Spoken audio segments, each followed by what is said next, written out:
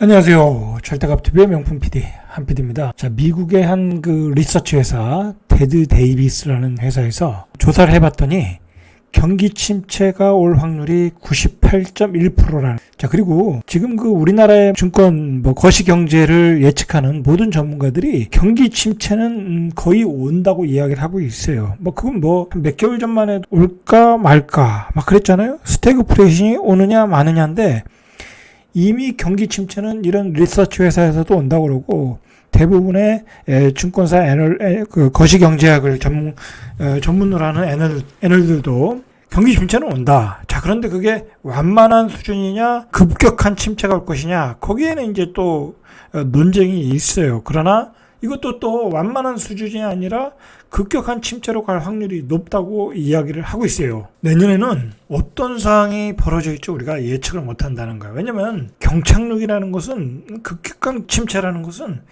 분명히 어떤 후유증을 주는 거야. 자산시장에서 버블이 붕괴될 수밖에 없는 거야. 그 후유증이 나타날 수밖에 없다. 최고 안 좋은 시나리오는 그게 금융위기, 외환위기 그렇게 될 수 있다는 거야.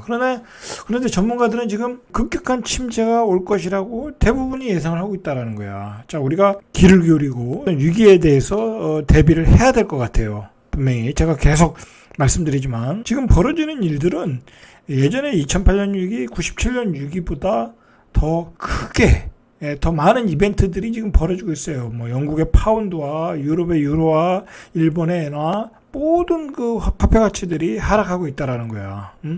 자, 심각한 상황이 벌어지고 있다. 자, 제가 같은 말을 계속 반복해서 그러는데 이건 어쩔 수 없어요. 그만큼 중요한 상황이다라는 거야. 급격한 경기 침체가 온다는 얘기는 지금까지 왔던 거품 경제가 무너질 거라는 거야. 자, 거품 경제 때문에 지금 인플레이션이 발생했잖아요. 여러 가지 이유가 있어요. 이번에 인플레이션은 돈도 많이 풀었고, 그 다음에 어떤 고용에 대한 문제도 생겼고, 코로나 때문에 고용에 관한 그 문제도 생겼고, 그 다음에 러시아 우크라이나 전쟁 원유 가격이 폭등하고 원자재 가격이 폭등하고 그런 복합적인 위기가 오는 바람에 금리 인하를 해서 경기를 잡아야 돼. 금리 인상을 하게 되는 아주 이상한 상황이 됐다라는 거야. 자, 그러면서 지금 주식이 이미 버블 붕괴가 되고 있고 코인도 역시 이미 무너졌고 여러분 그 미국의 주식이 말이 지금 고점 대비해서 지수상으로는 그렇게 안 빠진 것 같지만 주식 개별 종목으로 들어가면 반토막 난 건 허다. 그 나스닥 종목들은 10분의 1 토막 난 것도 어마어마하게 많아요. 자, 미국은 이미 2000년도에 닷컴 버블처럼 이미 닷컴 버블로 들어갔어 이미. 근데 중요한 건 거기서 더 빠진다는 거 아니야. 미국은 여기서 더 빠진다는 거는 어떤 새로운 위기가 올 수 있다라는 거야. 그리고 중요한 거는 파월 의장이 얘기했지만 미국은 결국은 부동산 버블이 붕괴돼야 된다. 부동산의 버블이 너무 켰다라고 파월이 이야기해요. 그 마지막에 그 근원 CPI에서 40%를 차지하는 부동산에 대해서 버블이 빠져야 된다. 그때까지는 계속 금리를 올리겠다라는 게 미국 연준의 파월 의장의 어떤 강력한 메시지예요. 자, 그러니까 우리도 역시 결국은 부동산 버블이 붕괴되는 과정으로 지금 가고 있다. 라고 보셔야 돼. 그러면 우리가 지금은 부동산을 쳐다볼 필요도 없어. 사실 팔사담 아니면 매수자 입장에서는 지금 부동산 버블이 빠지는 시기인데 얼마만큼 빠질지 모르고 그게 어떤 위기를 가져올지도 모르는데 우리가 굳이 부동산을 쳐다보고 있냐 이거야. 부동산 강사들은 이렇게 조정받을 때 사야 된다 어쩌고저쩌고 하지만 이런 그 어떤 새로운 패러다임이 오고 이런 대세 흐름을 먼저 읽을 줄 알아야지. 그러면 그 사람들의 말은 헛소리로 들리는 거예요, 사실. 실제로 시장에서 나타나는 우리 부동산 시장에서 양상을 보면 지수를 보면 지금 서울 아파트 가격이 18주 연속 하락이야. 이번 주에 하락폭이 10년 만에 최대 급격하게 떨어지고 있다라는. 떨어지면서 거래가 되고 있나요? 거래도 안 되는데 떨어지고 있어. 고점에서의 그 버블이 어마어마했다라는 거야. 자, 전국 아파트 가격도 0.2포인트 하락했대. 이것도 역시 또 사상 최대 낙폭이라는. 자, 이게 소수점 첫째짜리 정도 이 하락이면 낙폭이 매우 큰 거예요. 그래서 서울 같은 경우에는 지금 노도강 그쪽이 제일 많이 빠지고 있어요. 그래서 노원구에서 마이너스 0.33, 도봉구에서 마이너스 0.32, 서대문구에서 마이너스 0.28. 자, 뭐 몇 개월 전만 해도 강남은 뭐 똘똘한 한 채다라고 해서 계속 올랐었죠. 신고가도 나오고. 제가 그때 뭐라고 그랬어요. 마지막 집단 광기다. 자, 송파구에서 마이너스 0.23, 강남구에서도 소수점 하나짜리 0.10. 자, 서초구가 제일 강했죠. 서초구도 마이너스로 돌아섰다. 뭐 강남에서 뭐 재건축 걸려가지고 또는 여의도에서 신고가가 나온다고 하는데 그런 건 아무 의미가 없어요. 지금은 이런 대세 흐름이 중요한 거지. 뭐 개별적으로 신고가 나오는 건 뭐 돈 많은 사람이 사는 걸 어떻게 하겠냐고, 그런 게 중요한 게 아니라 이런 그 하락의 흐름, 낙폭의 흐름이 중요한 거야. 그러니까 중요한 거는 지금 어떤 금융시장, 경제시장에서의 그 흐름이 버블이 붕괴되는, 자산시장에서 버블이 붕괴되는 흐름이 우리 주택시장에서 어떻게 반영되고 있는가를 매주 체크를 하시라는 얘기야. 제가 일일이 설명해 드리지만, 자, 경기도와 인천 지역의 아파트 가격은 0.27 마이너스 0.31. 자, 인천이 또 폭락을 하고 있어요. 경기도도 폭락을 하고 있고. 자, 지금 수원이 사실은 지금 전국에서 어떤 주간 단위 낙폭으로 보면 수원 영통구가 제일 커. 마이너스 0.57. 양주시가 마이너스 0.47. 자, 수원 영통구가 왜 크냐면 여기는 뭐 그래도 실수요가 많은 지역이잖아요. 자, 그런데도 낙폭있고, 여기 갭 투자가 많이 들어갔어. 2020년도, 19년도에 투기꾼들이 많이 들어갔던 지역이다. 그 사람들 매물이 쏟아져 나오는 거야. 요즘 전세가가 전세가 안 나가서 역전세에 걸린 거야. 그래서 매물들이 쏟아져 나오고 있는 거야, 지금. 자, 이런 경기도 지역, 뜨거웠던 지역, 광명시 0.43, 오산시 마이너스 0.41. 이 정도면 완전히 폭락을 하고 있는 거야. 다 이거 뜨거웠던 지역 아니에요. 영통구, 양주시, 광명시, 오산시. 다 뜨거웠던 지역들이 지금 폭락을 하고 있다. 자, 이 정도 되면 이제 다음에 주정심이 열리면 경기도 지역도 아주 핵심 지역들, 뭐 분당이나 평촌 그런 지역 빼고는, 왜냐면 그런 지역은 아직도 일기 신도시라는 그 어떤 재건축, 그런 재료가 조금 남아있으니까 사실 별 의미는 없는데, 자, 그런 재료가 남아있으니까 그런 지역 빼고는 다 해제가, 조정지구 해제가 된다고 봐야 되겠죠. 자, 근데 조정지구 해제된다고 해서 집값이 올라가질 않아. 이미 버블이 껴있고, 그 다음에 금리가 이미 뭐랄까요, 감당할 수 없는 심리적 마지노선을 넘었고, 그 다음에 해제가 된다는 것은 뭐 구축 물량도 구축 물량이지만 분양권 물량이 시장에 쏟아져 나와. 그리고 지금 금리가 비싸기 때문에 분양도 안 받아 사람들이.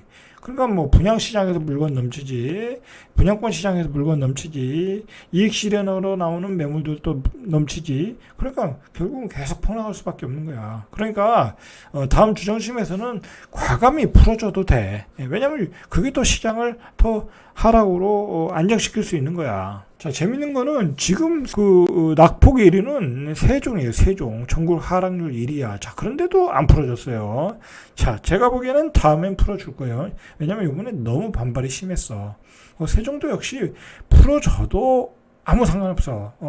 집값이 올라갈 수가 없어요. 세종은. 제가 누누이 얘기하지만 전세가율이 너무 낮다. 그리고 세종은 인구가 작기 때문에 실수요가 없어. 실수가 없다니까.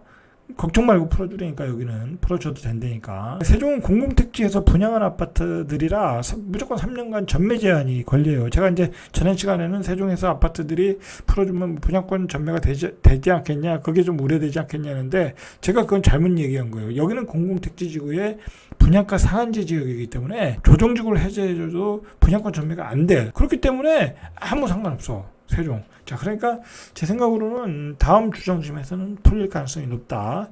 자, 일단은 비수도권 아파트 가격도 마이너스 0.16이야. 그리고 광역시에서는 마이너스 0.23. 그러니까 광역시 뭐 대구, 울산, 부산 뭐 그런 지역도 다 폭락하고 있다라는 거야. 자, 세종은 마이너스 0.40. 자, 영통은 마이너스 0.5 몇이었죠. 자, 이렇게 아파트 가격이 폭락을 하고 있다.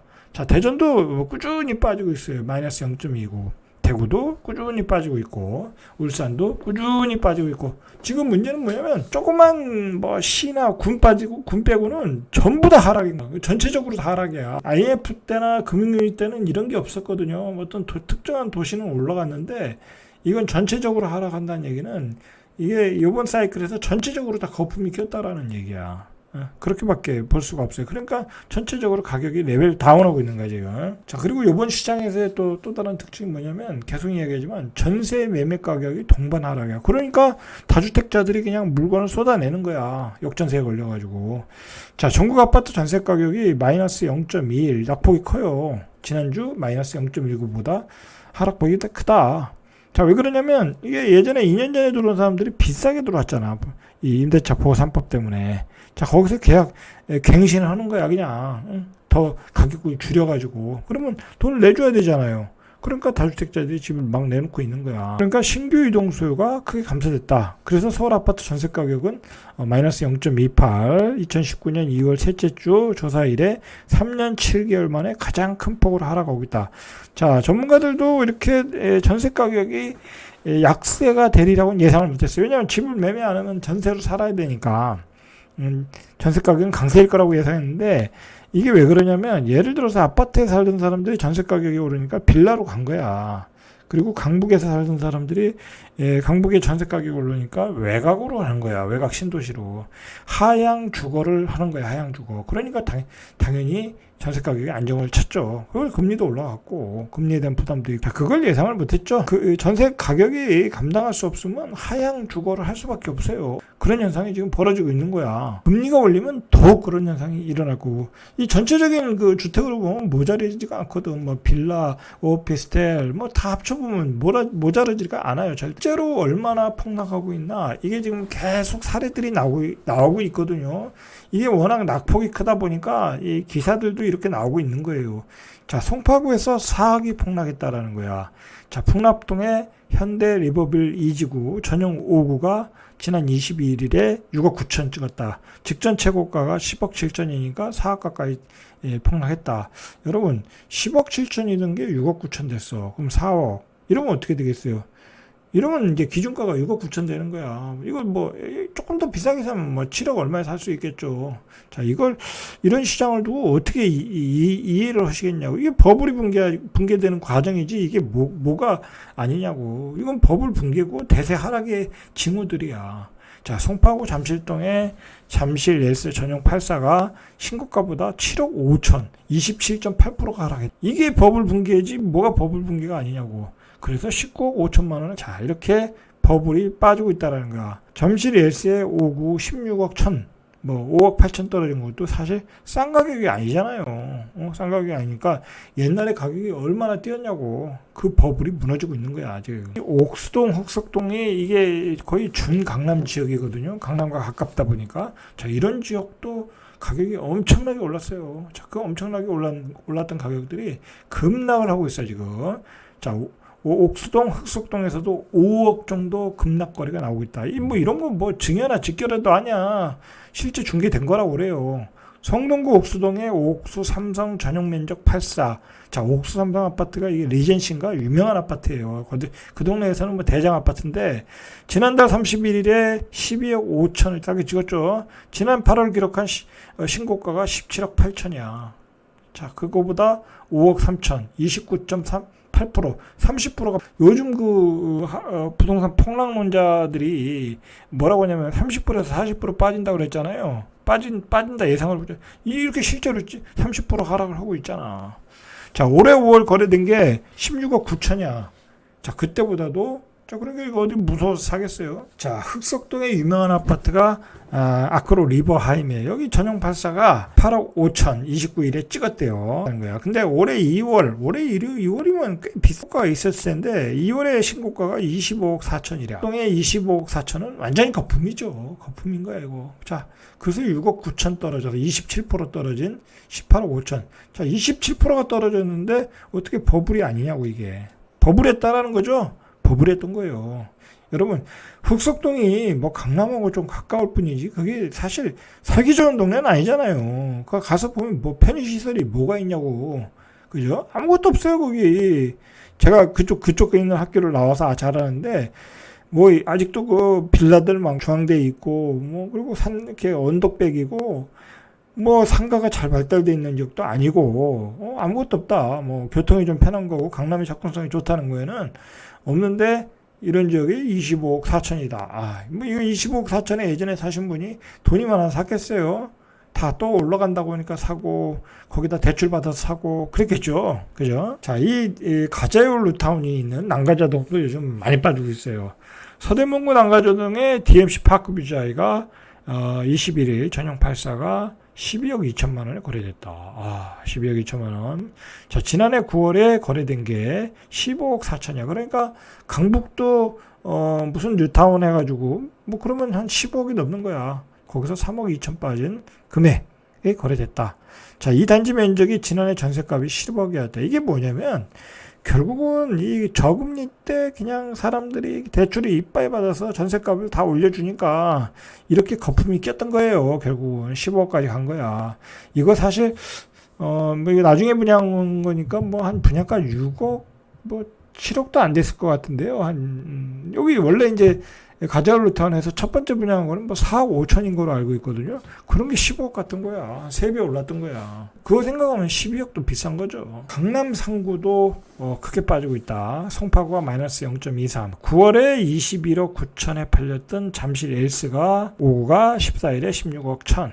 자, 1년 만에 6억 폭락. 자, 강남구 서초구도 마이너스 0.1, 0.05 각각 하락을 하고 있다. 자, 강남의 대치동도 빠지고 있다. 자, 대치동은 어떤 그 강남 아파트의 상징적인 곳인데, 자, 여기도 빠지고 있다라는 거야. 자, 음마 아파트 전용 76 최근에 19억 9천에 거래됐다. 자, 이게 20년 12월 거래 이후 1년 10개월 만에 20억대가 깨졌다. 지난해 11월에 최고가가 26억 3,500. 그러니까 이거 얼마 빠진 거예요? 6억 한 8천 정도 빠진 거예요. 6억 한 4,500? 그 정도 빠졌네요. 빠졌어요. 아파트의 거품이 빠지고 있다. 자, 그렇게 보셔야 되겠죠. 자, 요즘 이 동네가 난리예요. 그 영끌했던 사람들이 많은 노원구가. 자, 20, 30대가 영끌을 했죠. 자, 그렇게 수요가 몰렸던 노원구가 2012년 12월 3일 마이너스 0.39 이후 9년 10개월 만에 가장 많이 떨어지고 있다. 자, 노원구 상계동의 주공 6단지 전용 면적 582 지난달 26일에 7억 원에 거래됐는데 지난해 9월 기록한 9억 4천보다 2억 이상 낮은 금액이다. 자, 9억 4천이 완전히 거품이었다는 얘기죠. 자, 582 7억이다. 이것도 그렇게 싸 보이진 않아요. 제가 보기에는. 지금 우리가 봤듯이 서울의 각 지역, 서울은 지금 다른 지역보다는 덜 빠지고 있는 거예요. 이미 세종은 버블이 붕괴되고 있고, 세종은 지금 거의 뭐 반토막 난 아파트도 반토막까지는 아니더라도 뭐 30% 40% 빠진 아파트들이 거래가 많이 나오잖아요. 뭐 기다리면 그런 매물 나오잖아요. 요즘 30% 빠져가지고는 세종 같은 데 사지도 않아. 실제 매물이 나왔는데 저 정도면 살만한데 안 사. 자, 대구는 뭐 말할 것도 없고 대구는 뭐 내년 내후년까지 그냥 최악의 시장이고 거기는 완전히 무너지는 시장이고 워낙 공급 물량이 많으니까 거기는 미분양이잖아요. 분양을 해도. 그래도 세종은 분양하면 다 완판이잖아. 그러니까 대구가 오히려 더 최악의 시장이 될 수 있어. 자, 이미 그렇게 대구, 세종, 대전 그런 지역에서 버블이 붕괴되고 있다. 그러면 이제 나머지 지역 그 가장 강했던 지역에서 지금 이렇게 폭락을 하고 있잖아. 서울 같은 지역, 뭐 경기도 지역. 그러면 이제 뭐 이건 뭐 버블이 붕괴되는 과정이다라고 보시면 돼요. 자, 그 뭐 금리는 계속 올라간다고 그러고, 자, 경기 침체는 거의 확실해졌고, 그게 이제 스태그플레이션으로 가는 추세예요. 이게 금리가 올라가고 경기가 안 좋으면 스태그플레이션이 온다고 하면 매수세는 완전히 사라지는 거야. 여러분, 한 10년, 11년 그 분위기로 가는 거야. 그때 시장에 매수세가 없었다니까. 그럼 분양도 안 돼. 요즘 분양 포기하잖아요. 금리가 오른다고. 그 집을 살려고 하는 실수요자들은 분양 시장으로 달려가는 거야. 분양권 시장, 구축 시장 완전히 폭망하는 거야. 그리고 급매물들이 계속 쌓여가면서 가격은 다운되는 거야. 이런 과정이 앞으로 보이는데 왜 집을 지금 사라고 꼬시냐고. 그죠? 그러니까 말이 안 되는 거야. 그러니까 살려고 오신 분들은 제 방송을 몇 번 보셔야 돼. 그래서 조금 세뇌가 될 필요 있어. 왜냐면 저는 지금 단기적으로 얘기하는 게 아니에요. 이거는 지금 2, 3년, 4년까지 중장기적으로 쫙 봐야 돼. 이 부동산 버블은 한꺼번에 빠지는 게 아니라니까. 오래 다 빠지는 게 아니라니까.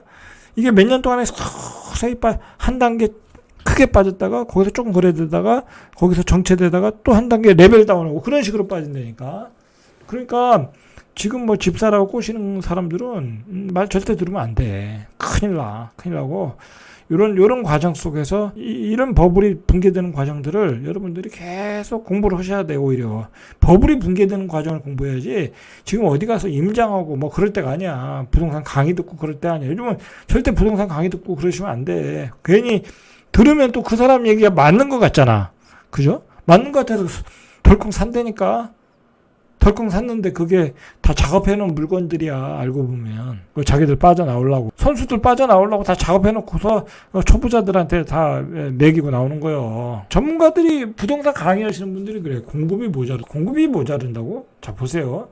최근에 나온 기사인데 다주택자 상위 100명이 2만 689채를 보유하고 있다는 거야.